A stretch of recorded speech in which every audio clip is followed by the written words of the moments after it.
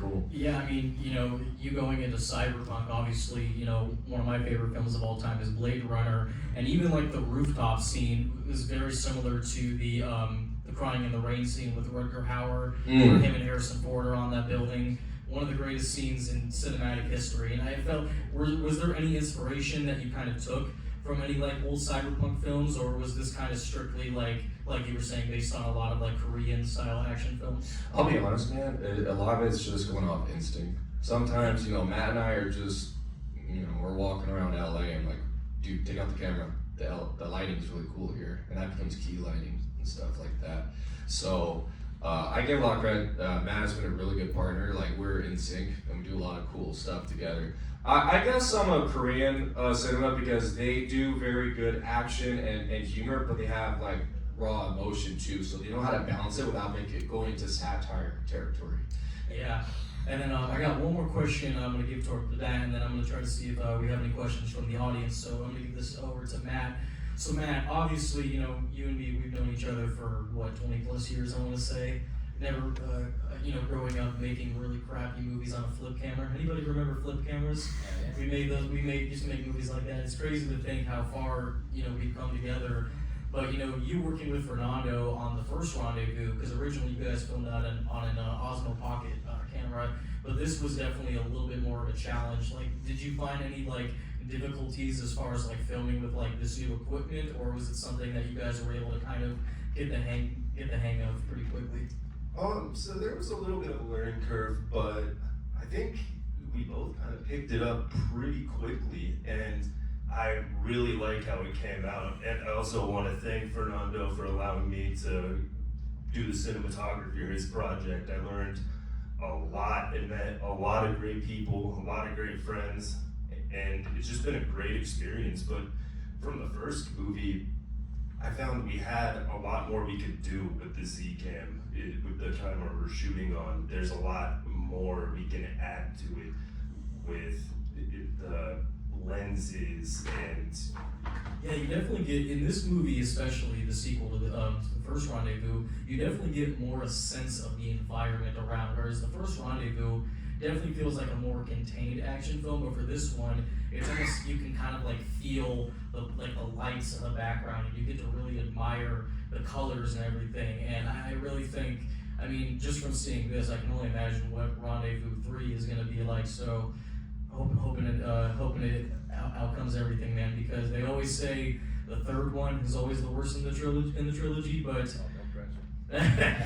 I'll give you all the pressure you need, man. But next one's gonna be crazy. I hope so. But yeah, real quick before we go, everybody, once again, thank you all so much for coming out. I want to try to get some questions out from the audience, so even if you guys didn't have any plans to ask any questions, let's just try to get some. If I can have some people raise their hands, let's get some questions out here. Don't be shy now. Oh. Yes. So, how long did it take to shoot? This whole movie? Yep. I don't know. What do you think, man? Because we would take breaks because we had to catch up with certain individuals. Yeah. But not too long, honestly. We started filming in the summer, I believe. Here, let's stand close. Awkwardly over here. Here you go. I believe we started filming late summer. One of the first scenes we filmed was that scene on the mountain you might recognize out in Tempe, the hiking scene. So it was, I don't know, like 8 months maybe? A little shorter than that, 6 months? Shorter. Yeah, around 6 months. For the... Here, give me that. There. We're gonna do like...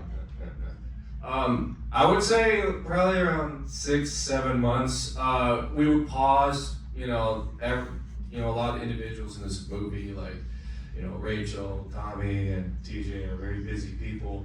So we would wait and we would travel to them and meet them halfway. And in the grand scheme of things, for this type of movie, very street level, run and gun, it was like probably like 6 or 7 months, honestly. And then we would add little things. The mid-credit scene was something that I wasn't intending at first, but certain individuals start, expressing some interest, so we started like, what if we added a post-credit scene, like, I didn't expect this to be like an Iron Man moment where Nick Fury comes out, but, I don't want to give away too much, but, yeah, that's a very long-winded answer, I'm sorry, but, yeah, like 7 months.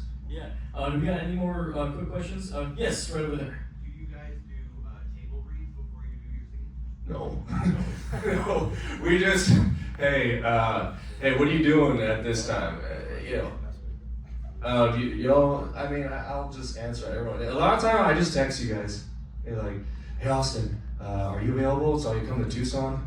We're gonna film in that park, and we work around that. Everyone has stuff to do, man. I can't force everyone to like come in one spot. Some of these folks that flew from Illinois today to come to this premiere. So a lot of times, like, look, I'm gonna direct, man. It's gonna, how I talk, how you talk, but let's just roll with it, and it works. A lot of times, it's just riffing.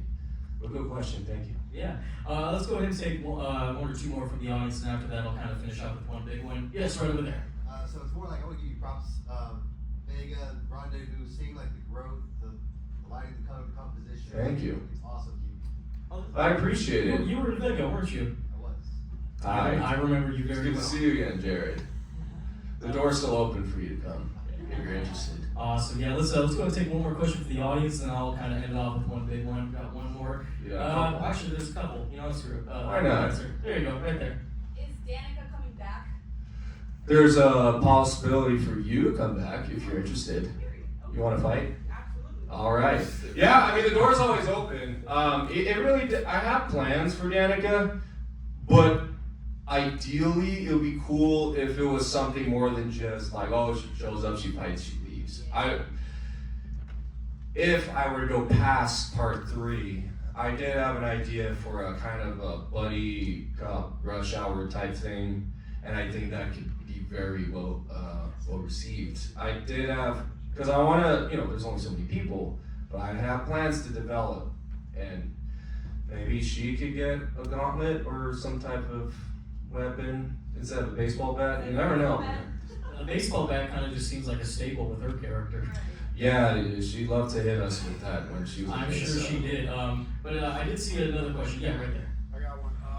So I really like that Austin has more in this movie, especially at the beginning when you guys do the fight scene together. I would love if you guys did some more action in the future. I'm gonna give this to Austin. So if that is a thing, that would be awesome. We did kind of talk about this a little bit. As a matter of fact, Fern and I talked, it was probably about a month ago. Probably, yeah. We were, he was showing me some examples from another movie that was pretty, it was kind of funny. It was from a Rambo movie, one of the ones. And there was a scene in there that was kind of funny where Rambo's getting his butt kicked by a big dude, right? And so it's kind of like, we were kind of toying with an idea of some more fight scenes that, Fern and I can play with, and the fact that we have a long history of mentorship, and there's a friendship there on top of the mentorship. So kind of playing that fight scene. So this whole fight scene that we decided to do in this one was kind of a spur of the moment. And being both of us being big guys, we thought, let's have some fun with it. Get 2 smaller guys, and they come out, and we just start throwing around like rag dolls, which was kind of fun. And that white truck, by the way, that was in the scene, that was my work truck that I brought in. And when I got kicked into the quarter panel, by the way, I ended up having a dent in the quarter panel. And it's funny, I just turned that truck in because I just left that company. And there was a dent in the quarter panel that I didn't bother to tell the company about, so we won't say anything about that. But actually, we did dent it a little bit at one point, and I showed him, and I came up, and we both came up and go, and it just popped right back out. Then I said, okay, well, 2 big guys popping it in, but we are planning on some more action stuff in the third one. 2 big guys just kind of kicking people's butt, so. Absolutely. I did see a question actually all the way back there originally. Do you remember?